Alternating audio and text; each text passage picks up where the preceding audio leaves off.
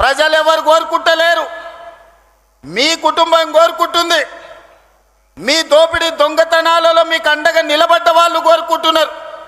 ఇవాళ ప్రజాపాలన వచ్చి ప్రజలలో చైతన్యం వచ్చి ప్రజలు సంక్షేమ అభివృద్ధి పథకాలను ఈరోజు అనుభవిస్తుంటే వాటిని చూసి అసూయ పడుతున్న వాళ్ళు ఎవరైనా మిమ్మల్ని కోరుకుంటున్నారేమో కానీ ఈ తెలంగాణ సమాజం మిమ్మల్ని మీ కుటుంబాన్ని శాశ్వతంగా సామాజిక బహిష్కరణ చేపట్టినరు. ఇంకా భవిష్యత్తులో మీకు పదవి అనేదే ఉండదు.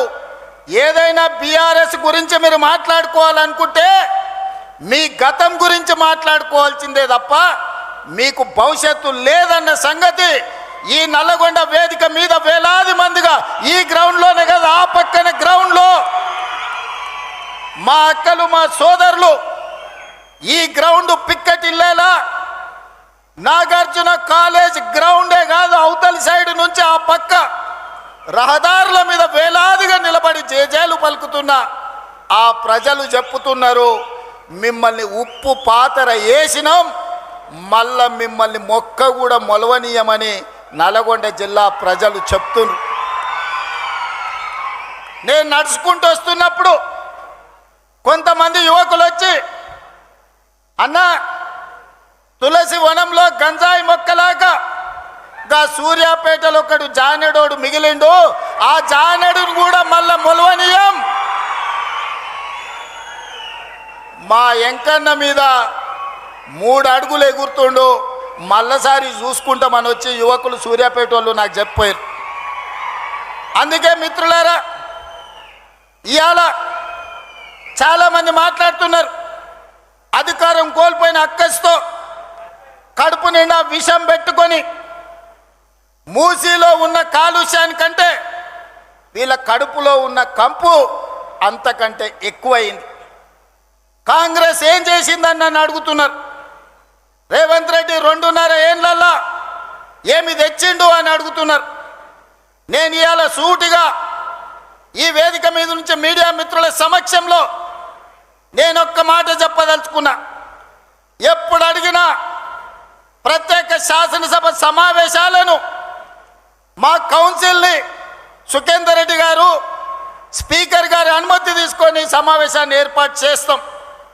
10 సంవత్సరాల బీఆర్ఎస్ పాలన, 12 సంవత్సరాల బీజేపీ పాలన, 2.5 సంవత్సరాల మా పాలన, మీ 2014, 2018 ఎన్నికల మేనిఫెస్టో, బీజేపీ 14, 19, 24 ఎన్నికల మేనిఫెస్టో మీద ప్రత్యేక సమావేశాలలో చర్చ చేద్దాం.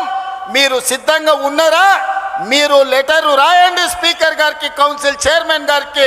ప్రభుత్వం తరఫున నేను విజ్ఞప్తి చేసి మీరు అడిగినన్ని రోజులు సభ సమావేశాలను నిర్వహిస్తా, అక్కడే తేల్చుదాం ఎవరు ఏం చేసిండ్రో తెలంగాణ కోసం.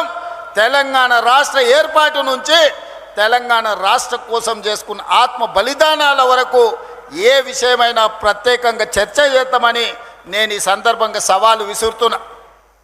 ఇవాళ 10 ఏళ్లలో మీరు, నేను మా అక్కలు మా ఆడబిడ్డలు ఈడు ఉన్నారు, పాలపిట్టలు ఎక్కువ ఉన్నారు, మా అక్కలందరూ ఈడ కళ్ళకు కనిపిస్తున్నారు మంచిగా. వస్తుంటే ఆడ కూడా వేలాది మంది మా ఆడబిడ్డలు పాలపిట్ట చీర కట్టుకొని వస్తే పండుగ పూట నేను పెట్టిన చీర సారెలాగా భావించి మా అక్కలందరూ మా సోదరుడు వస్తున్నాడు కలవాలే, చూడాలే, మా సోదరుడికి అండగా నిలబడాలి అని మా అక్కలు ఈడు వచ్చిండ్రు. ఇవాళ మా అక్కల సాక్షిగా నేను అడగదలుచుకున్నా, 5 సంవత్సరాలు నీ మంత్రివర్గంలో ఒక ఆడబిడ్డకు కూడా మంత్రి ఇవ్వలేదు కదా, మా అక్కలు మర్చిపోయినరని అనుకుంటున్నారా? ఆనాడు పేదవాడి గుర్తింపే రేషన్ కార్డు. 10 ఏళ్లలో పేదవాళ్లకు రేషన్ కార్డులు మీరు ఇవ్వకపోతే ఉత్తమ్ కుమార్ రెడ్డి గారు పౌర సరఫరాల శాఖ మంత్రిగా బాధ్యత తీసుకున్న తర్వాత లక్షలాది తెలంగాణలో ఉండే పేదవాళ్లకు రేషన్ కార్డులు ఇచ్చిన మాట వాస్తవం కదా? మా అక్కలకు తెలియదా? ఈడున్న పాత్రికేయ మిత్రులకు ఈ వార్త రాలేదా? పేదలకు ఆనాడు దొడ్డు బియ్యం ఇస్తే ఆ దొడ్డు బియ్యం బర్లకు దానబెట్టే పరిస్థితి. ఎప్పుడన్నా సంటి పిల్లలకు బుక్కెడు బువ్వ మా అక్కలు వండిపెట్టిరా దొడ్డు బియ్యం అని నేను అడుగుతున్నా. అందుకే మేము ఆలోచన చేసి మా ఉప ముఖ్యమంత్రి గారితో మాట్లాడి ఆర్థికంగా కొంత భారమైన పేదవాడి కడుపు నింపితే వాళ్ళు సంతోషంతో ఇచ్చే ఆశీర్వాదం 1000 ఏళ్ళు మనకు అండగా నిలబడుతుంది, చరిత్రలో మనం నిలిచిపోతామని మాట్లాడి సంవత్సరానికి 16,000 కోట్ల రూపాయలతోని 3,28,00,000 పేదలకు 6 కిలోల చొప్పున ఇవాళ సన్న బియ్యం ఇస్తున్న మాట వాస్తవం కాదా? మా అక్కలు ఇక్కడ ఉన్నారు కదా, వాళ్ళు వండి సంటి పిల్లలకు బుక్కెడు పువ్వ సన్న బియ్యం పెడుతున్న మాట వాస్తవం కాదా? ఇవాళ ఫామ్ హౌస్లో వండుకున్న కేసీఆర్ ఏ సన్న బియ్యం తింటుండో, జన్వాడలో ఉన్న ఆయన కొడుకు ఏ సన్న బియ్యం తింటుండో, మా తండాలలో గూడాలలో ఉన్న మా దళితులు, మా ఆదివాసీలు, మా లంబాడి సోదరులు ఆ సన్న బియ్యంతో ఇవాళ బుక్కెడు బువ్వ తింటురు కదా. ఒకవేళ ఏదైనా వాళ్ళ తండ్రి కొడుకులకు అనుమానం ఉంటే మా శంకర్ నాయక్ ఈయనే ఉన్నట్టు చెప్తా, ఓ తండాల పోయి ఏదైనా గుడిసెల వాళ్ళ మా లంబాడి సోదరుల దగ్గర బువ్వ తిని వస్తే తెలుస్తుంది సన్న బియ్యం. ఇదేనా? రేషన్ కార్డే కాదు, సన్న బియ్యమే కాదు, పేదవాడి ఆత్మ గౌరవమే ఇందిరమ్మ ఇల్లు. ఈనాడు 4.5 లక్షల ఇందిరమ్మ ఇల్లు పేదవాళ్ళకిచ్చి ప్రతి నియోజకవర్గంలో 3,500 ఇల్లు వచ్చిన వాడికి 5 లక్షల రూపాయలు ఉచితంగా ఇస్తే ఈనాడు పేదలు ఇల్లు కట్టుకుంటుంటే మీ కళ్ళు గుట్టి ఈరోజు మీ కడుపంతా మసిమసి అవుతుంది. మీరు 1000 ఎకరాలలో గజ్వేల్లో ఫామ్ హౌస్ కట్టుకోవచ్చు, 100 ఎకరాలలో కొడుకు జన్వాడలో ఫామ్ హౌస్ కట్టుకోవచ్చు, అల్లుడు మొయినాబాద్లో 50 ఎకరాలలో ఫామ్ హౌస్ కట్టుకోవచ్చు, శంకర్పల్లిలో బిడ్డ 25 ఎకరాలలో ఫామ్ హౌస్ కట్టుకోవచ్చు. మీరు మాత్రం ఎకరాల కొద్దీ 100 కోట్లు పెట్టి ఫామ్ హౌజులు కట్టుకోవచ్చు. ఈ పేదోడికి 5 లక్షల రూపాయలు ఇందిరమ్మ ఇల్లు ఇస్తే మీ కడుపు మంట ఏందని నేను అడుగుతున్నా. నిజంగానే మీరు ఆనాడు ధనిక రాష్ట్రం ఉన్నప్పుడు పేదోళ్ళకి ఇల్లు ఇచ్చుంటే సంవత్సరానికి 2 లక్షల ఇల్లు కట్టినా 10 ఏళ్లలో 20 లక్షల పేదోళ్ళు ఇంటి వాళ్ళు అయ్యేటోళ్ళు, ఆత్మగౌరవంతో బతికేటోళ్ళు. ఒక్క రోజైనా పేదోడికి ఇల్లు ఇవ్వాలన్న సోయి మీకున్నదా?